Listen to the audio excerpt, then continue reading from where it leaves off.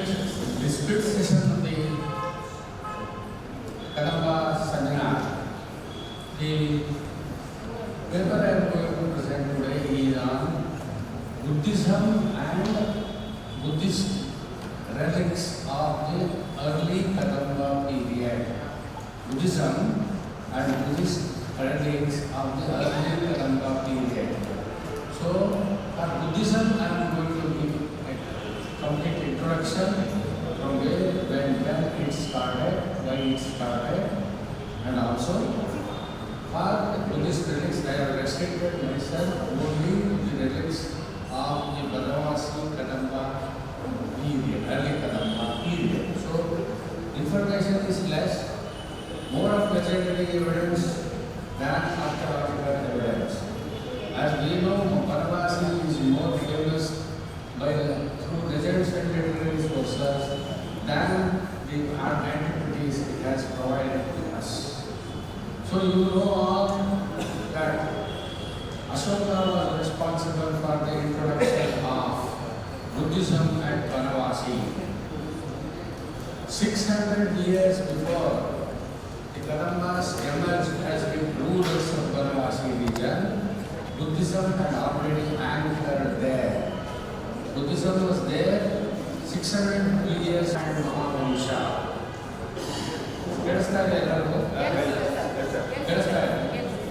Deepavamsha and Mahavamsha mentioned that Ashoka sent his two religious emissaries, the Dharma Mahamatras, to Vanavasa and to Mahishamandala.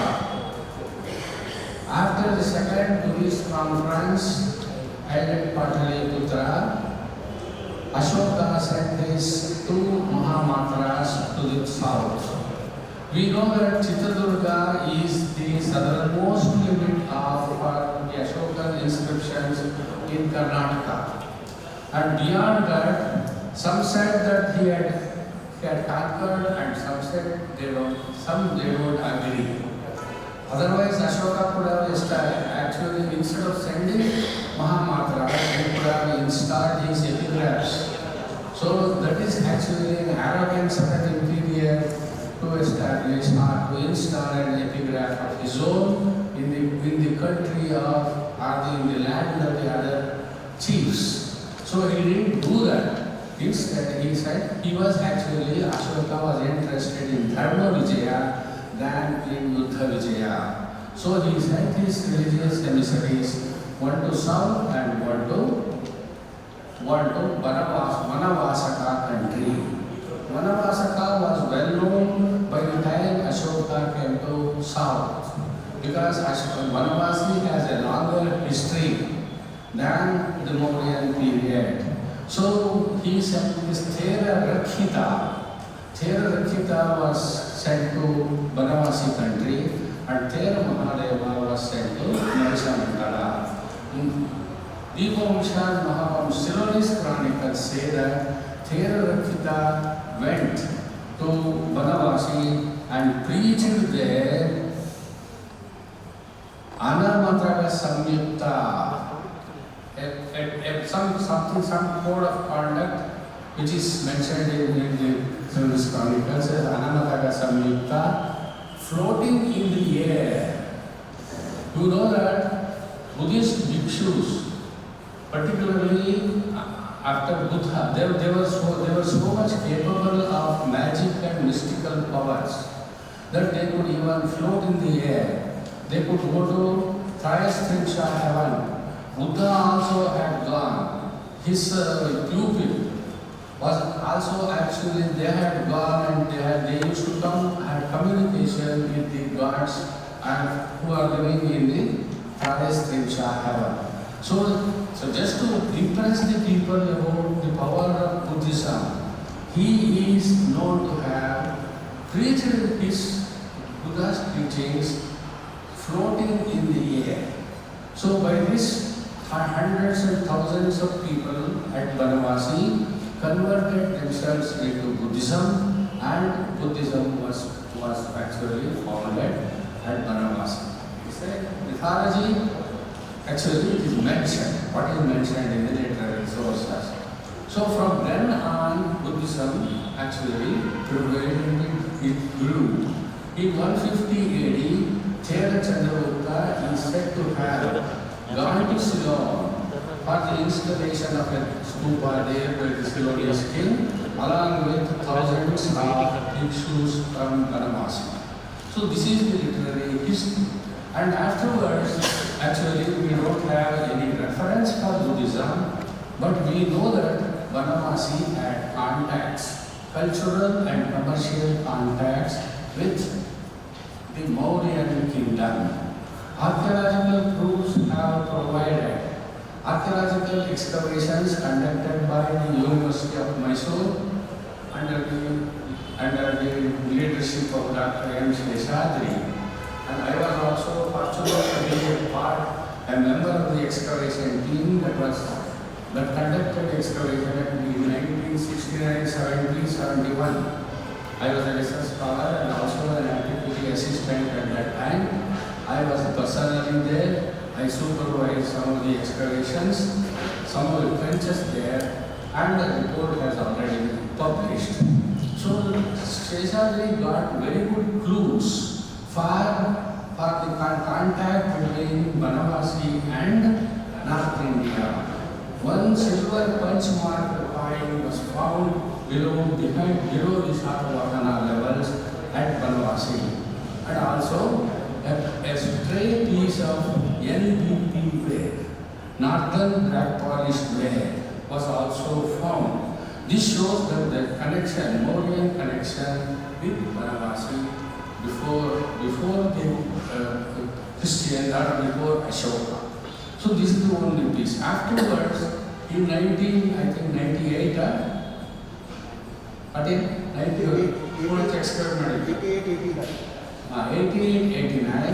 archaeological survey excavated some places in Varanasi, and to their good luck, they found a fine stone casket, stone casket, on which there was a small inscription, a label, Nighada Dana in 2nd century BC Brahmi characters. That shows that the continuity of Mauryan connection that was there till the beginning of the Christian era. And one more thing, Dr. Seshadri also found a small bead mound, stone bead mound. On that mound was Khera or some such thing. I think two letters were there, of course, which is very difficult to give meaning for that, but anyhow, it was in the Ashokan Brahmi characters.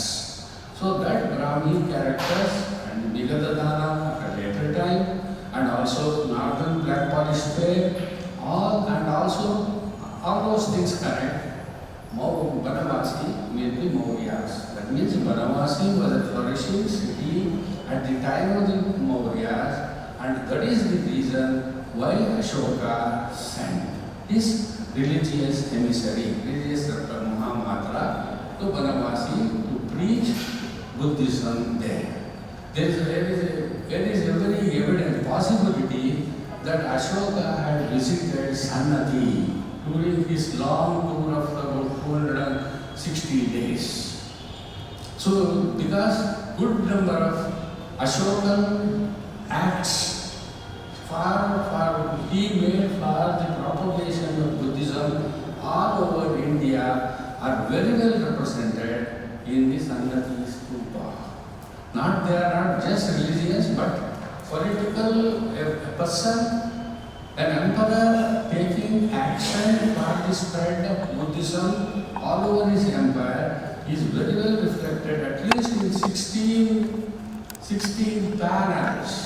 So many panels connected with Ashokan propagatory work regarding Buddhism is not found in any of the Indian stupas so far. They are all found there, and two panels with the name of Raya Asoko written in Brahmi script of the 2nd century also formed. Ashoka sending his son to Sri Lanka is also represented in the panel. He is handing over a bunch of Bodhi trees, a sapling of the Bodhi tree to his son, to Mahendra today. And also his daughter Sangamitra, she is standing by her side. All those things I have identified with evidence, with proof, and also quite logically I have explained. I don't, it is left for you to agree with it or not, it is different. So that is there, and it goes along with the statement of Buddha Ghosha made in 4th century.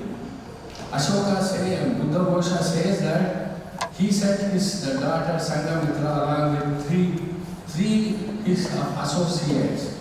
Both are, all the three are mentioned in the panel, along with Sangamitra and Ashoka. Buddha Ashoka giving the sapling of the Bodhi tree is also shown there. And Ashoka giving another, Bodhi sapling to Mahendra on an Ayakastamba, that is also there.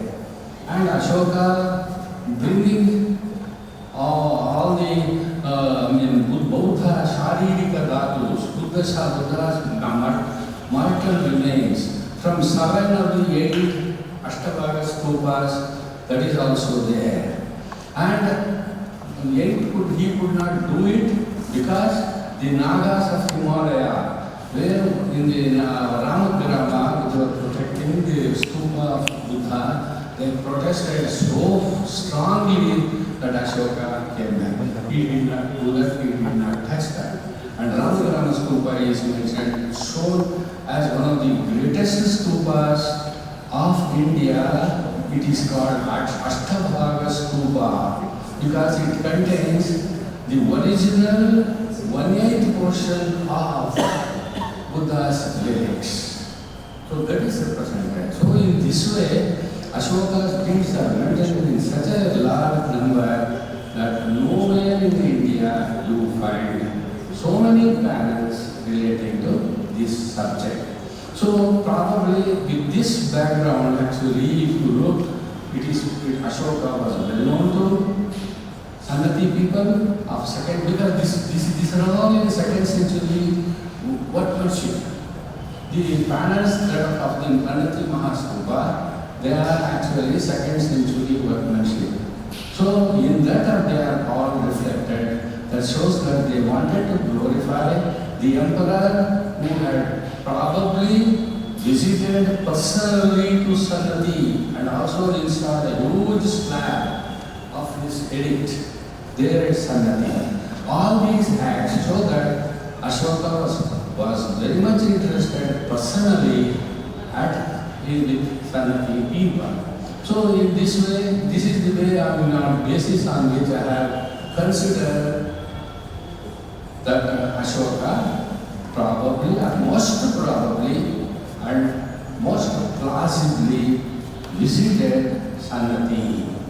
That is one thing. So, and beyond Sanati was not actually up to Brahmagiri as it started, and there was continuity because Bhima is connected to Tungabhadra, Tungabhadra is connected to Varada, and Varada is connected to Banavasi. That is how he sent his emissary, and he sent his emissary to Mahamudishwa. So, you have got very good evidence for the presence of Buddhism at Banavasi before the emergence of the Kadambas.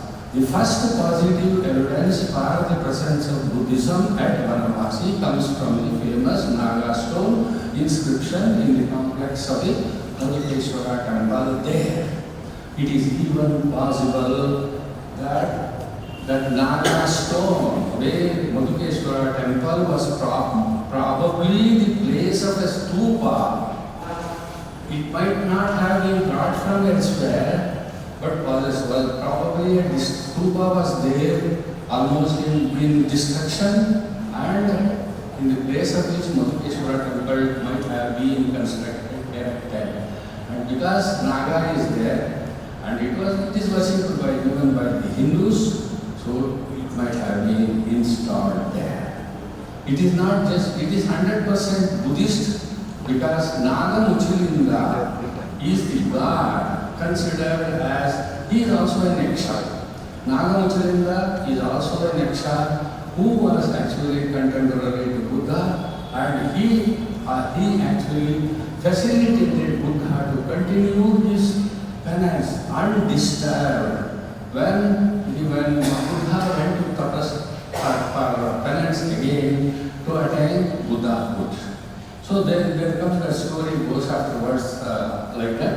And Nagamuchalinda sculptures are generally worshipped in all these stupas in the form of sculpture, and Nagamuchalinda panel will be almost in all the stupas will be towards the southern side of the stupa. So in this way, this mentions the presence of Buddhism, and the inscription also corroborates the same fact.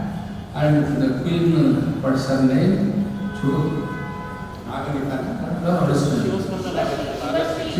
Shivagada Nagasri gives donation of that Naga panel, and also a pond, and also a vihara. Vihara obviously means it was for the Buddhist, and apparently it is a Buddhist sculpture. So in this way, we get the evidence for the presence of Buddhism during the Shatavahana period. And afterwards, Keshava and Puracha, they have also excavated some stupas. Sheshavali excavated 2 apsidal brick structures, and we could not identify or associate those apsidal brick structures to any religion at that time. Even though it is not possible because they have not given any evidence for the presence of Buddhism there. So Buddhism continued unperturbed during the Satavahana times, and we have got some Buddhist relics, particularly one small stone figurine was reported by Dr. Keshava. It is a sculpture of small sculpture of Bodhisattva standing there. First one. Naga Aitara. This is famous and everybody has seen time and again. And this is one. Another Naga sculpture which was found outside the Banavasi city in a field. My student Dr. Kulkarni, who explored this, I have mentioned his name, courtesy. So this is a bigger one, but thing is this. And this incidentally, this has the Buddha Pada in the collar. You can see that Buddha Pada car. That means this is definitely a Buddhist sculpture. That means there was time existed at Banavasi good number of stupas. This is of a different material, this is of a different workmanship, naturally, from a different sources. Next one. This is the small figurine made of soapstone. Keshava says like that, and it is Buddha standing in Samvanga posture, wearing a sanghati. Both the hands are local, and the only Buddha's stone sculpture found so far in Varanasi. See, Buddhism actually, it was Hinayana Buddhism, and at that time there was no worship of Buddha in the form of an idol. But Buddha's associates, they are the yakshas. Most of the actually Hindu pantheon was taken away by as they are by the Buddhist anti-Buddhist. It is 14 inches structure made to keep it on a mount, probably an animal mount or something. And look at the ear ornament. It looks like a bunch of grapes. And also the fillet, the hairdo, all those things that it is not just an ordinary king or somebody. It is something not even a divine being.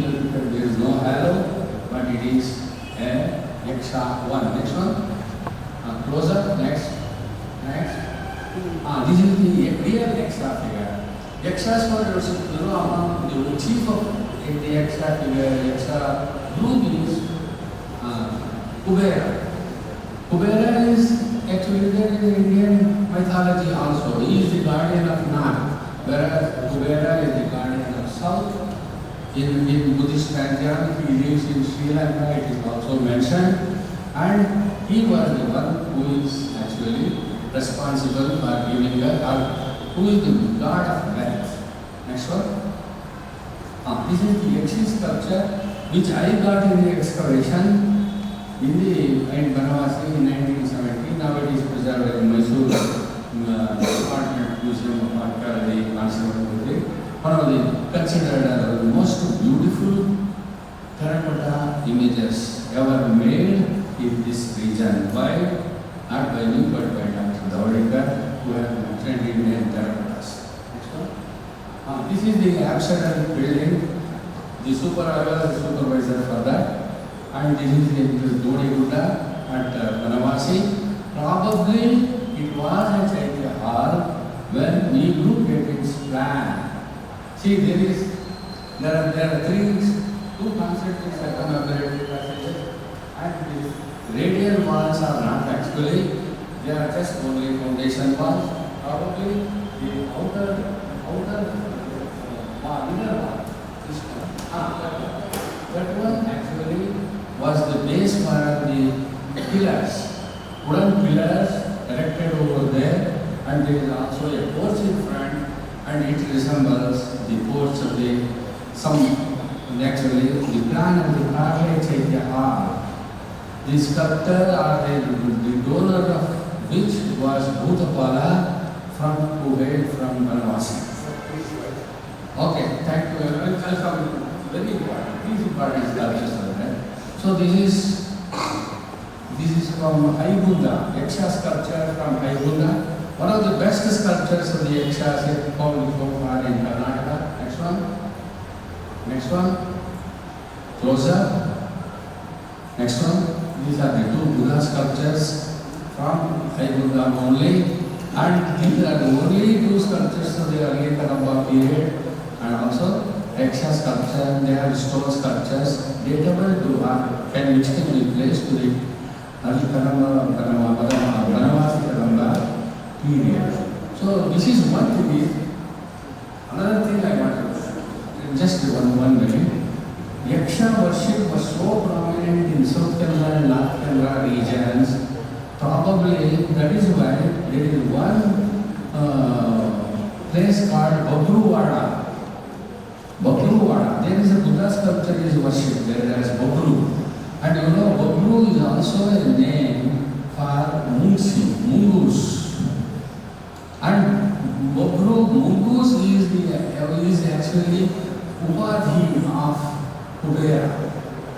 So that Kubera worship, there is Yaksha worship, Yakshi worship, is Babru, and all those things was probably is actually a remnant of or the earliest form of the Yaksha worship is now actually has evolved in the practice of Yakshagana there.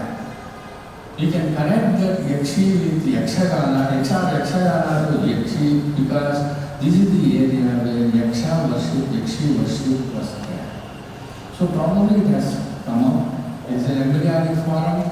So and now no Buddhist lord is actually shown in Yakshagana, but Ramayana, Mahabharata, Bhagavata and other things are only shown. But maybe the seeds of Yakshagana is there in this Yakshi worship of Southern North Kerala regions. Thank you, I don't have much time. I thought I will be given